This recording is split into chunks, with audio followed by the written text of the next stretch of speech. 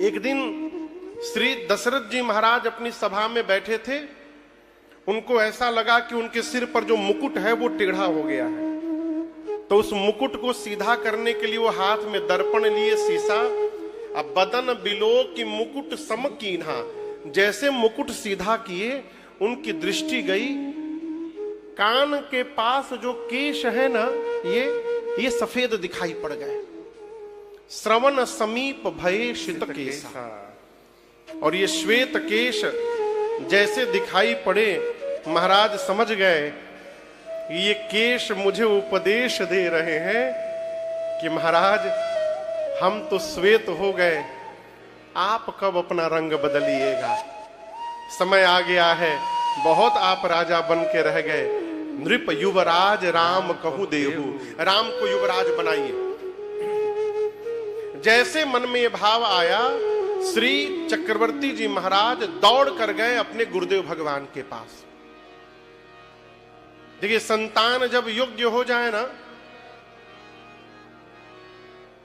संतान जब योग्य हो जाए तो पिता का धर्म है राज अपना पूरा कार्यभार संतान को सौंप करके मुक्त हो जाना चाहिए।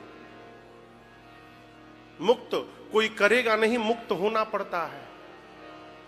और एक बात कहे, लोग कोई मर जाता है तो कहते हैं कि फलनवा मुक्त हो गया। कौन देखने गया मुक्त हुआ कि क्या हुआ? देखना है तो पहले आपको मरना पड़ेगा।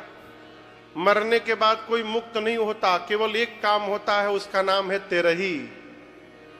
और जो समय आ गया है वो भी तब होगा जब आपका संतान लायक होगा। तब जितना विकराल समय आया है, बाबूजी जीवन भर सनातनी रहते हैं, मरने के बाद बच्चे उनको आर्य समाजी बना दे रहे हैं। क्यों? टाइम नहीं है। 12 दिन का टाइम, ऑफिस से छुट्टी नहीं मिलेगी, 3 दिन में सब निपटाओ। अरे अभागे, जिस माँ ने तुमको 9 महीने कोख में रखा है, उस माई बाप के लिए यदि हमारे पास 12-15 दिन नहीं निकल पा रहा है, हम पशु से भी गए गुजरे हैं। मनुष्य तो हो ही नहीं सकते।